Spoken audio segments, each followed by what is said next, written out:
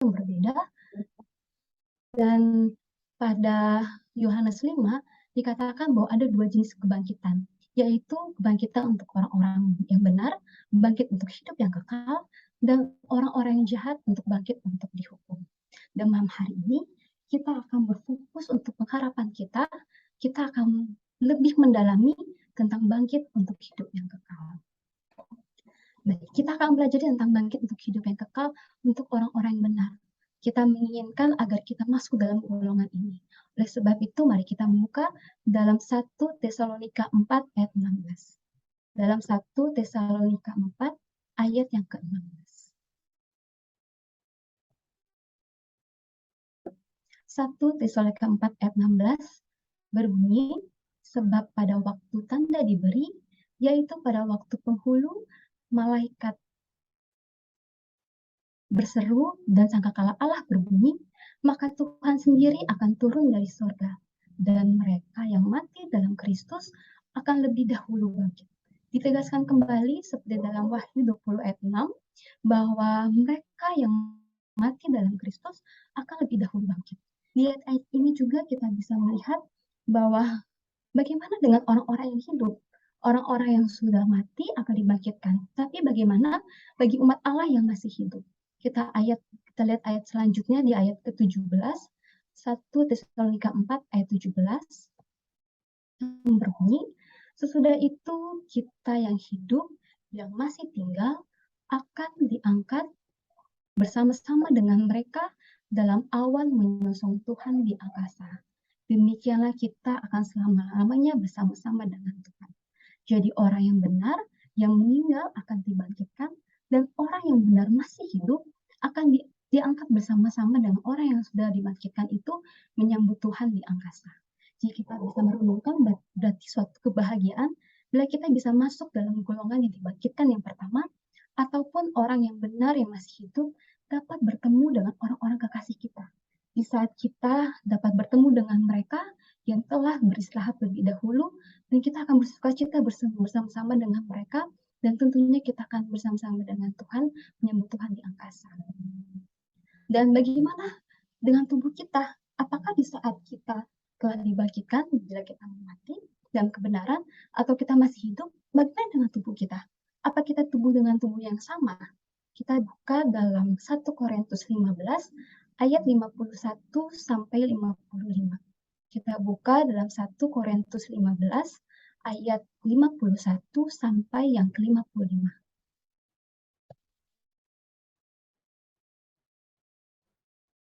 1 Korintus 15 ayat 51 yang berbunyi, sesungguhnya aku menyatakan kepadamu suatu rahasia. Kita tidak akan mati semuanya, tetapi kita semuanya akan diubah dalam sekejap mata, pada waktu bunyi nafiri yang terakhir. Sebab nafiri akan berbunyi dan orang-orang mati akan dibangkitkan dalam keadaan yang tidak dapat binasa, dan kita semua akan diubah. Ayat ke-53, karena yang dapat binasa ini harus mengenakan yang dapat binasa, dan yang dapat mati ini harus mengenakan yang tidak dapat mati. Dan sesudah yang dapat binasa ini mengenakan yang tidak dapat binasa, dan yang dapat mati ini mengenakan dan dapat mati, maka akan genaplah firman Tuhan yang tertulis, maut telah ditelan dalam kemenangan. Hai maut, di manakah kemenanganmu? Hai maut, di manakah selamatmu? Jadi di dalam ayat ini bahwa kita semua akan diubah. Tubuh kita yang lama ini akan diubah. Bagi kita yang dibangkitkan dalam kebangkitan yang pertama, dan bagi kita yang masih hidup ketika Kristus datang kembali, akan diubah mendapatkan tubuh yang sempurna, badan yang abadi, tidak tunduk kepada penyakit, tidak ada rasa nyeri, tidak ada penuaan, tidak ada kematian.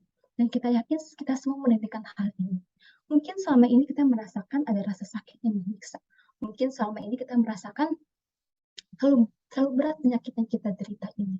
Tapi ingatlah, suatu hari kita akan meninggalkan semua rasa sakit itu, dan inilah waktu yang kita rindukan. Tidak ada lagi seminar kesehatan untuk mengatasi penyakit, makan ini, makan itu. Kan tidak ada lagi penyakit yang kita rasakan. Jadi, saya sangat rindu untuk saat itu terjadi, dan saya yakin kita semua rindu untuk hal itu. Dan kita akan melanjutkannya kembali, dan setelah bangkit, Dan setelah diangkat untuk bertemu dengan Tuhan di angkasa, dan juga telah diubahkan, kemana orang-orang benar atau umat Tuhan yang akan pergi? Kita tahu ayat ini sangat populer sekali dalam Yohanes 14 ayat 1 sampai 3. Kita membuka dalam Yohanes 14 ayat 1 sampai yang ketiga.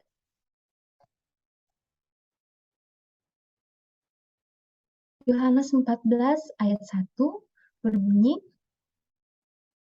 "Janganlah gelisah hatimu, percayalah kepada Allah, percayalah juga kepadaku. Di rumah Bapakku banyak tempat tinggal. Jika tidak demikian, tentu aku mengatakannya kepadamu, sebab aku pergi ke situ untuk menyediakan tempat bagimu. Dan apabila aku telah pergi ke situ dan telah menyediakan tempat bagimu, aku akan datang kembali dan membawa kamu ke tempatku, supaya di tempat di mana aku berada, kamu pun berada." Yesus pergi untuk mempersiapkan tempat bagi kita di surga. Dan ketika dia datang kembali, dia akan membawa kita ke surga, ke tempat yang telah dia persiapkan bagi kita. Seperti ayat yang awal kita baca dalam Yohanes 20 ayat 4, bahwa kita akan memerintah sebagai raja bersama-sama dengan dia 1000 tahun lamanya. Oleh karena itu suatu sukacita bagi kita, biarlah kita tetap setia dan tetap teguh dalam kebenaran Tuhan, agar kita ditemui setia dan kita dapat hidup bersama-sama dengan Tuhan, dan kita akan dibangkitkan dalam kebangkitan yang pertama. Dan selanjutnya, apa yang akan terjadi? Selama 1000 tahun telah berlalu, apa yang akan terjadi dengan umat Tuhan setelah 1000 tahun berlalu itu? Apakah kita akan tetap tinggal di surga? Kita ingat bahwa dia adalah anak Allah, Alfa dan Omega. Maka pasti dia telah menjanjikan kepada kita, anak-anaknya, suatu tempat yang akan dia ciptakan, agar kita dapat hidup bersama-sama dengan dia. Kita lihat dalam Yesaya 65 ayat yang ke-17. Kita membuka Alkitab kita dalam Yesaya 65 ayat yang ke-17. Yesaya 65 ayat ke-17. Sebab sesungguhnya aku menciptakan langit yang baru dan bumi yang baru. Hal-hal yang dahulu tidak akan diingat lagi dan tidak akan timbul lagi dalam hati. Dan juga kita bisa baca dalam Yesaya 66 ayat yang ke-22.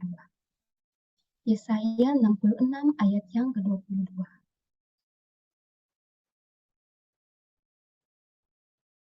Yesaya 66 ayat ke-22 berbunyi, sama seperti langit yang baru dan bumi yang baru yang akan kujadikan itu, tinggal tetap di hadapanku, demikianlah firman Tuhan.